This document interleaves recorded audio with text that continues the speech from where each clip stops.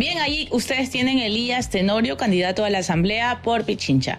Es creador de la Fundación Ciudadanía Activa, secretario técnico de Juventudes del gobierno de Lenín Moreno. Fue gerente también de programas de empleabilidad como contrato juvenil de formación del Ministerio de Trabajo. Participó en las reformas del Código de la Democracia, fue consultor de la OIT a través de la Fundación y hoy es candidato a la Asamblea Nacional. Gabriel. Buenas noches, Elías. ¿Cómo estás? Hola, Blanca. Buenas noches. ¿Sí me escuchan bien, no? Sí, todo bien. Muy bien. Muchas gracias por el espacio. El link que me enviaron, el enlace anterior no funcionaba, por eso no podía ingresar. Ya. Hay que tener cuidado, producción, por favor. Culpa de haber sido Jonathan, pero bueno. En este corto tiempo, una asamblea de menos de año y medio, ¿cuáles son las propuestas que llevaría Elías Tenorio al Parlamento? ¿Qué consideras que es urgente, pero no solamente urgente, sino también realizable, factible en un periodo tan corto? Bueno, me parece que hay que legislar para tener un marco jurídico necesario que garantice la seguridad de los ecuatorianos. Parece que es fundamental dotarle al presidente de la República de esos elementos jurídicos necesarios que le permita afrontar este embate contra la delincuencia que tenemos, que estamos viviendo todo el tiempo en el Ecuador. No es secreto que participo en Alianza Actuemos de Avanza y de Suma, y donde el candidato a la presidencia es Otto Sonnenhosner. Creo que Otto ha planteado una propuesta jurídica importante, pero también una propuesta de seguridad, donde se va a necesitar la actuación de los legisladores para defender no solo esa propuesta, sino de darle el marco normativo necesario para poder enfrentar a estas mafias que tanto nos han hecho daño en el Ecuador. Creo que eso es, en primer lugar, lo importante. Entendiendo un poco los tiempos, ¿no? Primero, puntualizar, ¿reformas en el Código Orgánico Integral Penal o qué tipo de reformas? Porque procesar una nueva ley o cambiar algo más profundo probablemente sea más complejo. No tenemos el tiempo ni las capacidades, creo yo, de establecer un nuevo Código Orgánico Integral Penal, pero sí hay elementos que creo que hay que tomarlos en cuenta. Por ejemplo, la protección y el fortalecimiento de los miembros de la fuerza pública para que no tengan miedo de hacer su trabajo. Porque lastimosamente lo que hemos visto es que muchos policías y militares, cuando han salido a las calles, no han podido enfrentar en muchas ocasiones. Pero ya se pasó la ley de uso progresivo de la fuerza. ¿No crees que es un instrumento que ya les da garantía o crees que le hace falta más? Yo creo que le hace falta garantías, porque por más que ya se haya establecido esa norma, lastimosamente, digamos, los policías no tienen las herramientas, digamos, la protección jurídica necesaria, porque eso lo plantean permanentemente. Pero yendo más allá de la policía y de las Fuerzas Armadas, lo importante es cómo también la ciudadanía se puede seguir protegiendo sobre estos embates, sobre esta delincuencia que tanto daño nos ha hecho. Yo creo que hay que legislar a favor de medidas de esas características para evitar, digamos, que la ciudadanía siga siendo lastimada por la delincuencia. Eso por un lado. Por el otro lado, me parece que los temas de reactivación productiva y económica son fundamentales, Gabriel. El Ecuador no aguanta más esta situación económica, las personas necesitan dinero en sus bolsillos. Es fundamental establecer propuestas que generen oportunidades para los ecuatorianos y que simplemente se reactive la economía en el Ecuador. Hay decisiones que el gobierno nacional actual lastimosamente ha tomado y que han sido negativas para la economía nacional, como una reforma tributaria que todos conocemos cómo se la negoció. Pero más allá de esa reforma tributaria, ya la tiró para abajo, ¿no? Ya echó para atrás con... Pero ellos mismos se dieron cuenta del error que cometieron.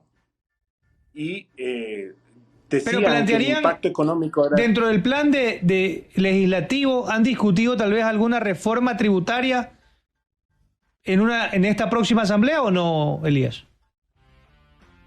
No se ha discutido a profundidad, pero lo que sí se está estableciendo a ver cuáles son las medidas económicas más urgentes que se deben tomar para que los ecuatorianos mejoren su condición de vida.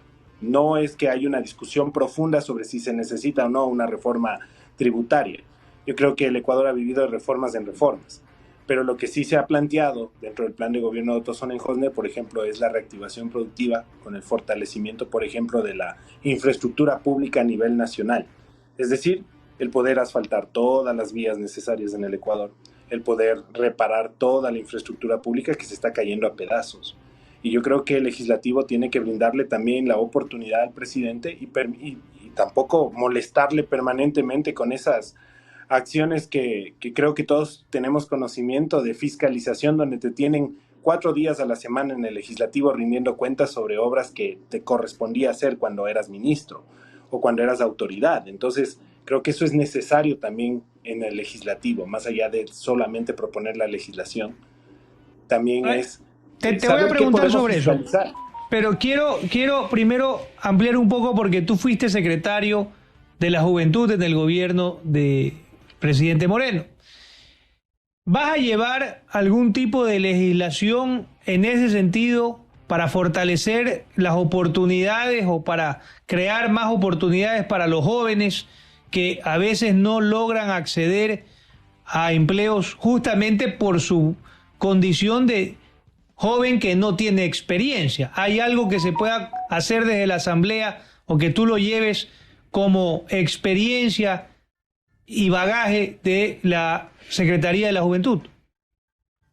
Sí, mira, una de las cosas que vimos en la Secretaría de la Juventud es que cuando promovíamos el programa de empleo joven, las empresas no necesitaban el estímulo económico, es decir, la devolución del salario básico para que ellos puedan dar trabajo a los jóvenes. Lo que nos pedían era que les demos estímulo tributario.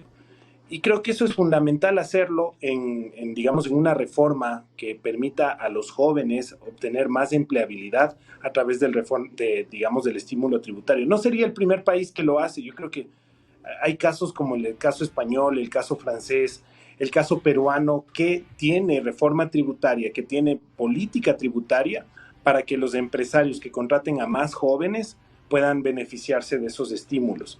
Pero por supuesto, Gabriel, que la generación de empleo para los jóvenes es un problema estructural. Es decir, lo que hay que desarrollar es, más allá de la política pública, que haya inversión y que esa inversión calificada permita generar más fuentes de empleo. Porque en un escenario post-pandemia como el que estamos saliendo actualmente, pues es evidente que muchos empresarios no tienen los recursos económicos necesarios como para hacer inversiones de contratación de personas. Y eso nos ha planteado el gobierno actual, que íbamos a tener esa inversión esa inversión privada para poder hacer que más jóvenes puedan trabajar, pero hasta la fecha no ha pasado eso. Y yo creo que con una reforma tributaria o una reforma legal que permita, en este caso, hacer que los jóvenes puedan tener más fuentes de empleo, podremos alcanzar ese objetivo de que los jóvenes puedan trabajar. Y en este caso de que no hay inversión privada, la propuesta es que haya inversión pública. Mira, ya lo digo por experiencia, la inversión pública para programas de empleabilidad juvenil simplemente mal focalizadas no tienen buenos resultados. Lo que debe hacer el Estado es dar estímulo tributario para que el empresario pueda contratar a más jóvenes y pueda establecer modalidades contractuales donde los jóvenes que, por ejemplo, que estudian, que esa es una modalidad que construimos cuando trabajé en la Secretaría de Juventudes, los jóvenes que estudian puedan ser contratados, por ejemplo, por horas. Lastimosamente, la contratación por horas no existe formalmente en el Ecuador como debería existir, y eso evita que un joven, por ejemplo, que quiere trabajar 2 horas o 3 horas al día y no anteponer el trabajo sobre los estudios, sino hacerlo complementario, no lo puede hacer en este momento. Entonces, eso es importante también hacerlo. Ahora, Elías, hablando de fiscalización, porque obviamente están las dos funciones básicas del poder legislativo, ¿no? Legislar, construir leyes o reformarlas, y fiscalizar la acción del Ejecutivo y de otras autoridades del Estado. ¿Crees que hay algo que fiscalizar o que la próxima Asamblea deba de fiscalizar del gobierno del presidente Lasso, del gobierno saliente? ¿O crees que hay que dejar las cosas ahí? No, yo creo que no hay que dejar las cosas ahí, pero tampoco empezar una cacería de brujas, ¿no? Evidentemente las cacerías de brujas le han pasado factura al Ecuador, pero creo que hay decisiones que sí merece la pena saber cómo se tomaron y por qué se las tomaron. Por ejemplo, el tema de la compra de los insumos de protección para la Policía Nacional, el armamento, los chalecos antibalas, que tanto un secretario de Seguridad aseguró que se estaba haciendo con toda la eficiencia y que se demoró más de 1 año y medio, deberían responder sobre eso y decirnos por qué no se hizo en el tiempo que se debía hacer. Otro tema de fiscalización es, por ejemplo, el tema de lo que estaba sucediendo con la reserva. Básicamente siempre se planteó que nosotros estábamos fortaleciendo la macroeconomía del Ecuador, es decir, que todos los ecuatorianos a través de su gobierno hemos establecido la macroeconomía nacional. Sin embargo, igual no había inversión para hospitales, no había inversión para medicinas, no había inversión para una serie de cosas, sobre todo de servicios públicos. Habría que identificar desde la tarea legislativa por qué el gobierno nacional que está saliendo no fortaleció al servicio público y a los servicios que los ciudadanos merecían recibir. Y yo creo que esa es una tarea que también hay que fiscalizar. Y al gobierno de ganar el presidente Sonnenholder, usted, el candidato Sonnenholder, ¿usted también lo fiscalizaría o no? Lo fiscalizaría, pero sobre todo también lo defendería, porque conozco la política nacional y sé todo lo que hacen en contra de personas como Otto Sonnenholder, personas honestas, y por supuesto que más que fiscalizar tendríamos que defenderlo. ¿Y por qué, final, la última pregunta? Usted está en esta alianza, suma y avanza. Ahí dicen, hay alguna gente que dice que ni suman ni avanzan, pero ¿cuál es por qué usted se decidió participar en esta lista y por qué apoya usted la candidatura de Sonnenholder sobre las otras personas que se han presentado? Porque cuando Otto fue vicepresidente de la República, no solo la obra maravillosa y fundamental que hizo con enfrentar la pandemia del COVID-19, sino que él también estableció estos parámetros del acuerdo nacional. Y uno de esos elementos del acuerdo nacional que nos pusimos de acuerdo todos los ecuatorianos y la gran mayoría de jóvenes que participamos en esto es potenciar la participación política de los jóvenes.